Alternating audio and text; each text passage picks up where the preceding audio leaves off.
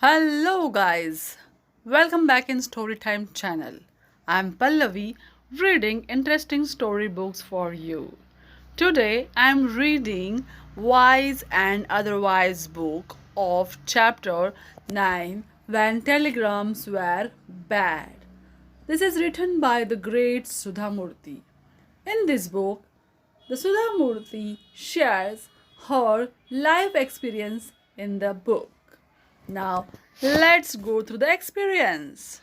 The difference between animals and human beings is communication.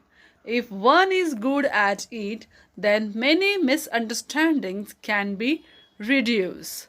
Clear thinking and clear communication are therefore essential in everyday life.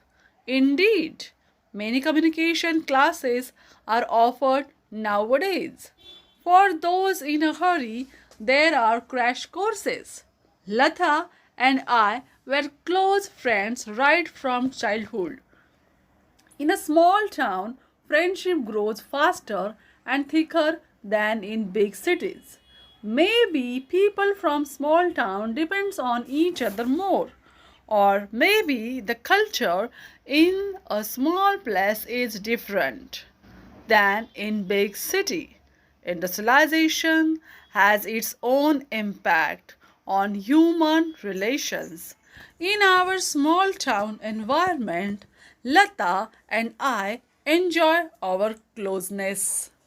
I was frequent visitor to her house and I knew everybody there. It was the same with Lata. She came over to our place often and knew my family very well. In due course, we completed our degrees and the time came for us to go our different ways. We parted with heavy hearts as I took up job in Pune and went away. I became involved in my career and used to meet Lata only when I visited my hometown. Telephones were the prerogative of the rich in those days. I am talking of the situation some 25 years ago. The roadside STD booths were unknown. If anything was urgent, the only channel of communication available was the telegram. The telegram denoted a whole new culture in those days. In villages and small towns, a telegram was a big event, often a harbinger of bad news. One day I received a telegram. As usual, it was ominous. Father expired. Start immediately, it said. The sender's name was given as Lata. I was shocked. My colleagues were very kind to me. One of them called the railway station immediately to book a ticket on the next train to my hometown, while another applied for leave on my behalf. I just sat still, crying. My father was more than a friend to me. We used to talk a lot and discuss many things. The previous week, when I had visited him, he had been hale and hearty. We had not shown any signs of illness. What could have happened? Was it a heart attack or an accident? How was my mother? How difficult it would be for her. One of my colleagues used to get a telegram similar to the one I had just received at least once every year. Granny expired. Start immediately. His telegram would read. He would tell me that this was the best way to get leave. Do you have enough leave? He asked me now, thinking the telegram I had received was one like his. I was very angry with him. My journey back home was simply unbearable. I thought of my childhood and my college days when my father was a part of everything.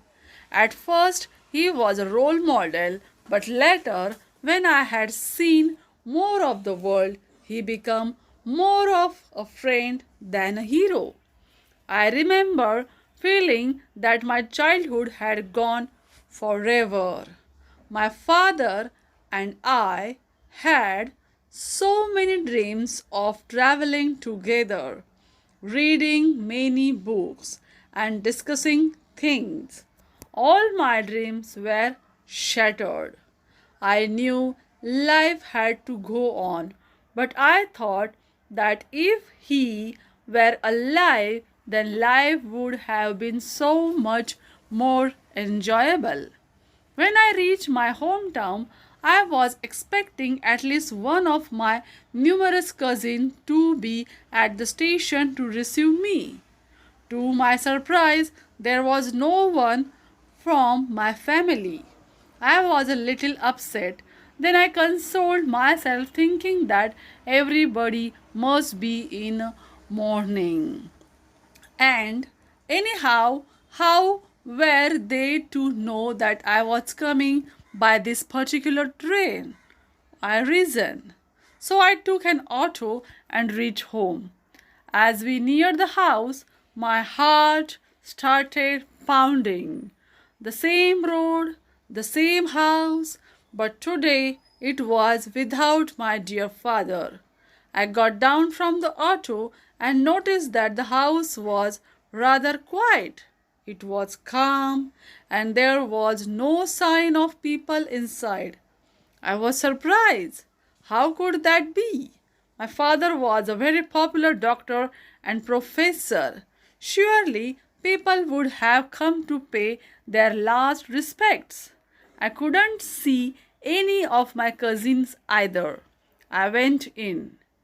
The house was whitewashed, decorated with flowers and mango leaves. It looked as though it was a happy occasion. I did not know what to do. I stood there still and silent, like a lamp post. Just then there was a noise coming from my father's room. I turned and I could not believe what I saw. My father was standing there, smiling happily at me. Is it a dream? I asked myself. My father seemed very happy to see me. He said, I knew that you would make it for the engagement somehow. She is your favorite cousin after all. What are you talking about? The engagement? Lata's marriage is fixed. The boy's family wants to hold the engagement this evening itself. He is in Delhi. The marriage is. Stop him. Who sent the telegram? Why did you write that? Why did you lie to me? You, of all people, I never expected you to lie. But my father did not understand what I was saying. What telegram are you talking about? We had to send a telegram so that you could come. But why this kind of telegram? I was very upset and agitated as I gave him the telegram I had received. My father was surprised and said that he hadn't sent it. Confusion. Then who had sent it? Suddenly he smiled. I know what must have happened. Your friend Lata's father passed away yesterday. You know that he was sick. You knew him very well. That may be the reason why Lata sent you a telegram. There was a miscommunication. She should have said, my father passed away. The word my was missing. What havoc it had caused. It was now clear to me that the telegram was sent by my friend Lata, and back home it was celebration time for my cousin Lata's engagement. I was left wondering what my colleagues would think when they saw the other telegram, the one actually sent by my family, which read Lata's marriage fix, engagement tomorrow.